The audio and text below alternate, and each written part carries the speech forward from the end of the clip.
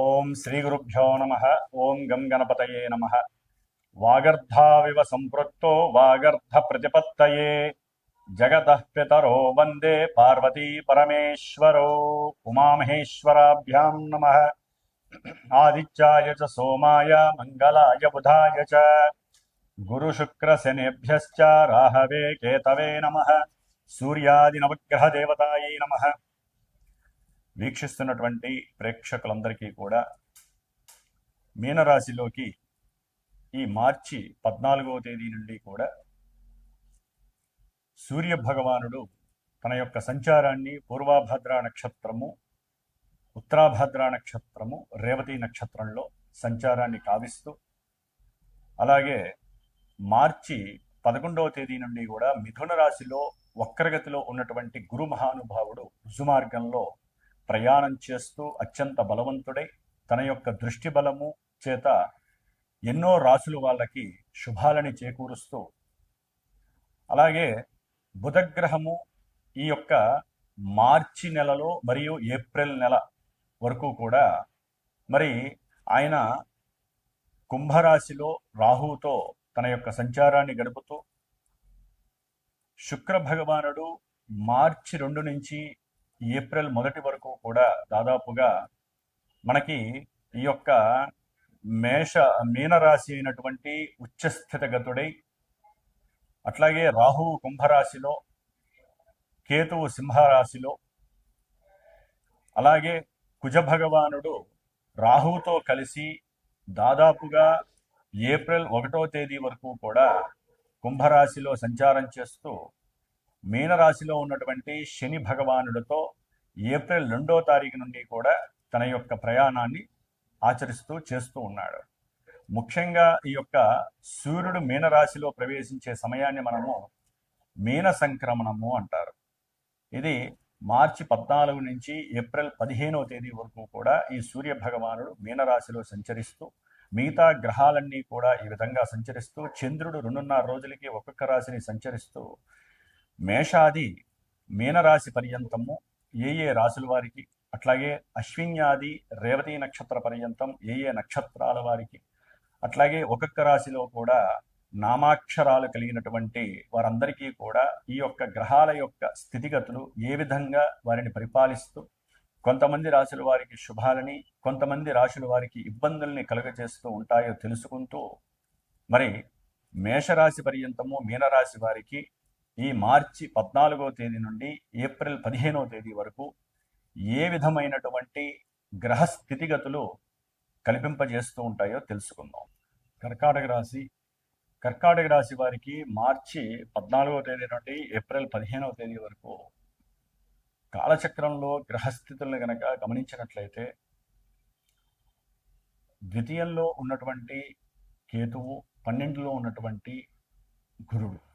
ఈ మార్చి 11వ తేదీ నుండి గురు భగవానుడు ఈ కర్కాటక రాశి వారికి 12వ స్థానంలో ఉండి రుజుమార్గంలో ప్రయాణం చేసేటటువంటి పరిస్థితి. అంటే తమ యొక్క సొంత రాశికి ప్రయాణాన్ని గావిస్తూ ఉంటాడు 12 నుంచి. అంటే కాస్త ఏదైనా అప్పుల బాధ ఉన్నా, ఆర్థిక బాధలున్నా, అనుకున్నటువంటి ఆర్థికపరమైనటువంటి విషయాల్లో ఎదుగుదల లేనటువంటి వాళ్ళకి కొంతవరకు అనుకూలతలు కలగడానికి అవకాశాలు ఉంటాయి. అట్లాగే ధనస్థానంలో బ్యాంకింగ్ స్థానంలో ఉన్నటువంటి కేతు గ్రహం వలన కొంతమంది కర్కాటక రాశి వారికి ఎక్కడున్నా సరే, విదేశాల్లో ఉన్నా, ఈ దేశంలో ఉన్నా, ప్రతి ఒక్కరికి ఫోన్ చేతుల్లో ఉంటుంది. ముందు ఆ ఫోన్ వల్లనే సమస్యలు చాలా వస్తాయి. ఆర్థికంగా, వ్యాపారంగా ఎన్నో అనుకూలతలు ఉన్నప్పటికీ కూడా ఈ ఫోన్ల ద్వారా కొంతమందికి ఆ ఫోన్ల ద్వారా తెలిసిన వాళ్ళ నెంబర్లలోంచి ఏదైనా సరే ఒక యాప్కి సంబంధించినటువంటి లింక్ రావటము, ఇంకా మన వాళ్ళు పంపించారని చెప్పి లింక్ ఓపెన్ చేస్తే అది తెలియకుండా ఒక హిప్నటైజ్. ఒకనొకప్పుడు పూర్వకాలంలో ఒక మనిషి ఇంకో మనిషిని చూసినప్పుడు నేత్రాల ద్వారా, ఒక స్పర్శ ద్వారా, అంటే ఒక బొట్టుని పెట్టడం ద్వారా, విభూతిని పెట్టడం ద్వారా, స్పర్శ ద్వారా కావచ్చు, నేత్రాలతో వారిని దర్శించడం ద్వారా కావచ్చు, వీరి యొక్క నెగిటివ్ ఎఫెక్ట్ వారి మీద పడి వారి ఒంటి మీద ఉన్నదంతా కూడా ఒలిచిచ్చిన పరిస్థితులు ఒకనొకప్పుడు ఉండేవి. బంగారం కావచ్చు, ఇంట్లో ఉన్న డబ్బును కూడా తీసుకొచ్చి ఇచ్చిన పరిస్థితులు ఉన్నాయి. ఇప్పుడు అట్లా కాదు. సెల్ ఫోన్లలోనే మొత్తం కడిగేస్తున్నారు, గుండు చేసేస్తున్నారు. సెల్ ఫోన్లో మిమ్మల్ని ఎదురుకుండా పెట్టుకొని వాళ్ళు ఎవరో మీకు తెలియదు, ఎదురుకుండా వాళ్ళు మాట్లాడరు, మీరెవరో వాళ్ళకి తెలియదు, మీ నెంబర్ తెలుసు, మీ అకౌంట్లో ఉన్న డబ్బులు వాళ్ళకి వెళ్ళాలని ఒక్కటే తెలుసు. మరి ఈ కేతువు చిత్ర విచిత్రంగా ప్రవర్తిస్తూ ఉంటుంది. కాబట్టి కొంతమందికి బ్యాంకులో మార్చి 29 ఆల్రెడీ ఎన్నో ఎన్నో జరిగిపోయినాయి. కొంతమందికి ఈ యొక్క బ్యాంకులోంచి అమౌంట్లు తెలియకుండానే ఆ లింకుల ద్వారా మొత్తం ఆ యొక్క నష్టాలు కలగడానికి అవకాశాలు ఉంటాయి. కాబట్టి కొంచెం జాగ్రత్తగా ఉండండి. చదువుకున్న వాళ్ళే ఎక్కువగా మోసపోతున్నారు. నాకు ఎన్నో ఫోన్లు వస్తూ ఉంటాయి, ఎంతోమంది చెబుతున్నారు అదొక ట్రాన్స్లోకి వెళ్ళిపోతున్నామండి, మా దగ్గర ఉన్న డబ్బంతా లాక్ చేసేస్తున్నాము, ఆ లాక్ ఓపెన్ చేయాలంటే మళ్ళీ ఎక్స్ట్రా డాలర్లో లేకపోతే డబ్బులో కట్టాలంటున్నారు, మళ్ళీ ఆ డబ్బులు అప్పు తీసుకొచ్చి ఇస్తున్నాం, అమ్మేసి ఇస్తున్నాం, మొత్తం క్లోజ్ అయిపోతున్నాయి, అవి సైబర్ క్రైమ్లో పెట్టినా అవి తిరిగి రావట్లేదు అని చెప్పి చాలామంది అంటున్నారు. ఎందుకంటే ప్రజెంట్ కూడా గ్రహస్థితులు బాగాలేదండి కొన్ని నెలల బట్టి. దాని వల్లనే బుధగ్రహం యొక్క అనుకూలత లేక ఈ పరిస్థితులు అన్నీ జరుగుతాయి. ఇప్పుడు కొంచెం జాగ్రత్తగా ఉండండి. ఏ విషయం ఏ పని చేయాలన్నా ఒకరికి నలుగురు కుటుంబంలో ఆలోచించుకొని చేయండి. తర్వాత లబోదిబో అని బాధపడకండి. ఆల్రెడీ ఉన్నదంతా పెట్టేస్తారు. తర్వాత మాలాంటి గురువులను ఏదన్నా పూజ చేసుకోమన్నా చేసుకోలేని పరిస్థితుల్లో ఉంటారు, మానసికంగా కావచ్చు, ఆర్థికంగా కావచ్చు. కాబట్టి ఏదైనా సరే మీకు మీరు అనుభవించండి సిస్టమ్ని. లేకపోతే ఏదో పూజనో పునస్కారమో చేసుకోండి, లేకపోతే శాశ్వతంగా ఉండే ఒక ఇల్లు లేకపోతే స్థలమో బంగారమో వెండో ఇవి జాగ్రత్త చేసుకోండి తప్ప లింకులు ఓపెన్ చేసి లేనిపోని ఆశ అత్యాశ ద్వారా మాత్రం వెళ్ళకండి దయచేసి. ముఖ్యంగా కర్కాటక రాశి వారికి ఇందాక చెప్పుకున్నట్టుగా 12లో గురువు, ద్వితీయంలో కేతువు, రెండు పాపగ్రహాలు, రెండు పాపస్థానాల్లో ఉండి ఇబ్బందులు పెడుతున్నాయి. మరి అష్టమంలో ఉన్నటువంటి కుజగ్రహము ఇది దాదాపుగా ఏప్రిల్ 2వ తేదీ వరకు కూడా ఈ కర్కాటక రాశి వారికి అష్టమ కుజుడు మహావేధని సంతానపరంగా కావచ్చు, స్టాక్ మార్కెట్లో షేర్స్లో పెట్టుబడి పెట్టిన వాళ్ళు కావచ్చు, అట్లాగే ఉద్యోగరీత్యా అనవసరమైనటువంటి ప్రమోషన్లు వస్తాయనుకుంటే అది కాస్త మిస్ అవ్వటం కావచ్చు, లేదా కొంతమందికి ప్రేమ వ్యవహారాల ఎంతో ఆత్మహత్య ప్రయత్నాలు చేసుకునేటటువంటి పరిస్థితులు కావచ్చు, విపరీతమైనటువంటి మానసిక ద్వేషాలు ఎక్కువగా పెంచుకోవటము, లేకపోతే నరఘోషలు మీ మీద ఎక్కువగా పడటము, ప్రయాణాలలో ఎప్పుడు ప్రమాదాలు జరగటము, విపరీతమైనటువంటి సర్జరీలు జరగటము, ఆకస్మికంగా ధనాన్ని నష్టపోవటము, ఒకటి కాదు ప్రయాణాలు అయితే కనుక ఎన్ని ప్రమాదాలు అన్ని ప్రమాదాలు మీ దగ్గర దాకా వచ్చి కొంతమందికి జన్మజాతకంలో గనక యోగించే గనక దశలు అంతర్దశలు నడిచి కాపాడబడే గ్రహాలు గనక మీకు పరిపాలిస్తుంటే ఈ గ్రహాల యొక్క స్థితిగతులన్నీ కూడా మిమ్మల్ని కాపాడబడతాయి జన్మజాతకంలో గనక అనుకూలంగా ఉంటాయి. అదే జన్మజాతకంలో గనక మీకు ఇంకా ఘోరమైనటువంటి ఇదే కుజుడో రాహువో, ఎందుకంటే కుజరాహులు అష్టమంలో కలిసి ఉన్నారండి, మహా డేంజర్ ఇది. ఇదే వీళ్ళు గనక మీ జన్మజాతకంలో ఒక ధనస్థానంలో ఉంటే ఆర్థికమైన ధన నష్టము, సంతాన స్థానంలో ఉంటే సంతానపరమైనటువంటి నష్టము, అట్లాగే ఏదైనా ఇన్సూరెన్స్ పరంగా కొంతమంది ఇన్సూరెన్స్ డబ్బులు వస్తాయి, పిల్లలకి ఏదైనా గిఫ్ట్గా కొనివ్వాలి, ఒక ఇల్లు లేకపోతే భూమో ఏదో ఒకటి అనుకుంటారు. ఆ ఇన్సూరెన్స్లో ఏది పడితే ఆ ఇన్సూరెన్స్లు నమ్మి పెట్టిన వాళ్ళకి వాళ్ళు టోకరా వేసేస్తారు, ఆ ఇన్సూరెన్స్ డబ్బులు కూడా భూస్థాపితం అయిపోతాయి. కొంతమందికి ఇన్సూరెన్స్ డబ్బులు తీసుకొస్తున్నప్పుడు ఎవరో ఒకరు మాయ కమ్మేసి, అది బ్యాంకుల్లోనే ఎక్కువగా జరుగుతాయి, బ్యాంకు నుంచి వచ్చేటప్పుడు కావచ్చు, బండ్ల మీద వెళ్ళేటప్పుడు కావచ్చు, మీకు తెలియకుండానే ఆ యొక్క డబ్బుని కూడా క్లోజ్ చేసేస్తారు. లేకపోతే కుటుంబంలో ఫ్రెండ్స్ ద్వారా ఎవరో ఒకళ్ళు ఆ విషయాన్ని కనిపెట్టి డబ్బులు మళ్ళీ మేము తిరిగిస్తాం, మీకు ఎక్కువ వడ్డిస్తాం అని చెప్పి డబ్బుని కొలగొట్టే పరిస్థితులు కావచ్చు. ఇట్లా ఆకస్మికంగా ఎన్నో రకాలైనటువంటి విపరీత కష్టాలు, నష్టాలు, ప్రమాదాలు, దరిద్రాలు మీ చెంతన ఉంటాయి కర్కాటక రాశి వారికి. ఆరోగ్యం క్షీణిస్తుంది. ఎందుకంటే మార్చి 14వ తేదీ నుండి ఏప్రిల్ 15వ తేదీ వరకు కర్కాటక రాశి వారికి సూర్యుడి యొక్క మీన సంక్రమణం అనేటటువంటిది, మీనరాశిలో రవి సంచారము శనితో కలిసి ఉండడం ద్వారా ఆరోగ్యపరంగా ఇబ్బందులు ఎదురవుతాయి. భార్యాభర్తల మధ్య సరైనటువంటి మాట పలకరింపులు ఉండదు, ఇద్దరు ఎడమోహం పెడమోహంగా ఉంటారు.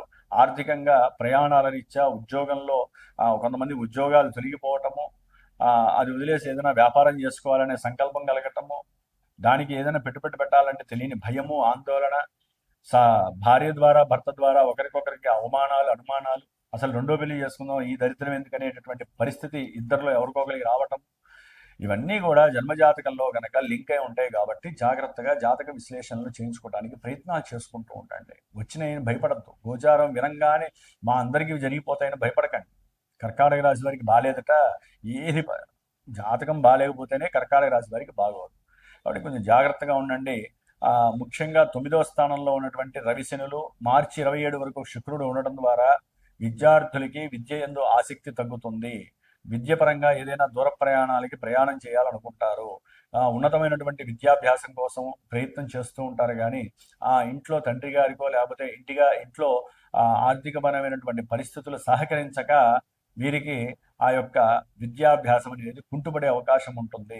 ఎవరైనా సరే భూములు కానీ కట్టినటువంటి గృహాలు కానీ అమ్ముదాం అనుకుంటే గవర్నమెంట్ ద్వారా మీకు కొన్ని ఆ, లేనిపోని ఎలిగేషన్స్ వచ్చేసి ఆర్థికంగా మీరు కొంత వారికి కట్టాల్సి వస్తుంది. అది అప్పు తీసుకొచ్చి కట్టే పరిస్థితులు కూడా ఎదురవుతాయి. ఏప్రిల్ 2వ తేదీ నుంచి కుజుడు, శని, రవి ముగ్గురు కలిసి ఉంటారండి. ఇది మహా పరిస్థితులు ఇబ్బంది. ప్రయాణాలు ఎందుకు తస్మాత్ జాగ్రత్తగా ఉండండి. తండ్రి గారి యొక్క ఆరోగ్యము లేకపోతే భార్యాభర్తల మధ్య ఎడబాటులు, అట్లాగే ఆకస్మికంగా జరిగేటటువంటి ప్రయాణాల్లో కొంత సంఘటనలు మిమ్మల్ని జీవితంలో తేరుకోలేనటువంటి పరిస్థితులు కర్కాటక రాశి వారికి కలుగజేస్తున్నాయి. కాబట్టి ఎటు చూసినా కూడా ఈ యొక్క ఆ కుజరాహువులు, రవి, శనులు, అట్లాగే బుధుడు కూడా అష్టమంలోనే ఉండి ఆయన వక్రించి బంధువుల నుంచి అవసరం లేనటువంటి కొన్ని ఇబ్బందులు మీకు ఎదురయ్యే అవకాశం ఉంటుంది. వాళ్ళ ఘోష వలన మీరు ఎదగలేకపోతున్నారని లోపల కుంచిత భావం పెరిగిపోతుంది. కాబట్టి కొంచెం జాగ్రత్తగా ఉండండి. అవసరమైతేనే బంధువులతో మాట్లాడండి, లేకపోతే మాట్లాడకుండా మౌనే కర్తవ్యం. మౌనంగా మీ పనులు మీరు చేసుకుంటూ వెళ్ళిపోయారనుకోండి, ఏ ఘోషలు మిమ్మల్ని ఏం చేయవు. కాబట్టి కర్కాటక రాశి వారు ముఖ్యంగా నేను ఆల్రెడీ మా యొక్క శ్రీమాత జ్యోతిషాలయ పీఠమునందు మార్చి 2వ తేదీ నుండి మే 10వ తేదీ వరకు కూడా నిత్యము కూడా ఈ గ్రహాలకి సంబంధించినటువంటి జపతపాలు జరుగుతూనే ఉన్నాయి. అట్లాగే ఆ దేవతలకి, గ్రహాల యొక్క అధిష్టాన దేవతలకి జప పారాయణలు జరుగుతున్నాయి. ముఖ్యంగా మార్చి 18వ తేదీ సుబ్రహ్మణ్య పాశుపత రుద్రహోమము, అట్లాగే ఏప్రిల్ 17వ తేదీన హనుమద్కి సంబంధించినటువంటి హనుమత్ రుద్ర పాశుపత హోమము, వాటితో పాటుగా నవగ్రహ నక్షత్ర మృత్యుంజయ పాశుపత హోమాలు, ఇవన్నీ కూడా విశేషంగా జరుపుతూ ఉన్నాము శ్రీమాత జ్యోతిషాలయ పీఠంలో.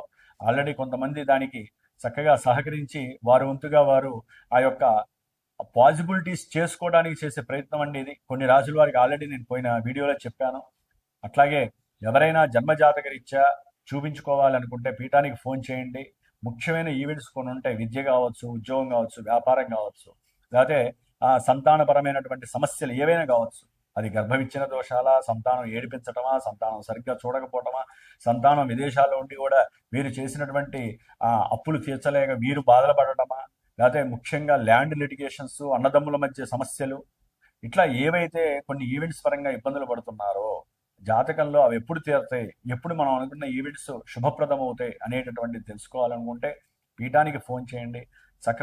చక్కగా మీ యొక్క జన్మజాతక విశ్లేషణ మీరు వినండి. దానికి తగ్గట్టుగా ఏదైనా పరిహారాలు ఉంటే మీరు ఆచరించేవి కొన్ని ఉంటాయి, మాలాంటి బ్రాహ్మలు పురోహితులు ఆచరించేటటువంటివి కొన్ని ఉంటాయి. కాబట్టి జన్మజాతకాన్ని ప్రతి ఒక్కరూ కూడా నమ్మాల్సిందే. దాన్ని బట్టే మనకి గ్రహాలు నడిపిస్తున్నాయి. గోచారం అనేటటువంటిది జన్మజాతకానికి ఒక అద్దం లాంటిది. కాబట్టి పూర్తిగా గోచారం మీద ఆధారపడకండి. లేనిపోని భావనలతో లోపల ఫీల్ అవ్వకండి. ఒక్కోసారి మంచి జరుగుతుంది అనుకుంటే మేము చెప్తే అది చెడు జరగచ్చు, చెడు జరుగుతుంది అనుకుంటే మంచి జరగచ్చు. కాబట్టి నిత్యము దైవారాధన చేసుకునే వాళ్ళకి ఏ భయం ఉండదు. నిత్యము తను నమ్ముకొని పనులు చేసే వాళ్ళకి, బద్ధకం లేకుండా పనిచేసే వాళ్ళకి, సమయానుసారంగా సమయాన్ని పాటించేటటువంటి వాళ్ళకి ఆ భగవత్ శక్తి ఎప్పుడు వీరిని వెన్నంటే ఉంటుంది. మాలాంటి గురువుల యొక్క ఆశీర్వచనం మీకు ఎప్పుడూ ఉంటుంది. ఓం శ్రీమాత్రే నమః.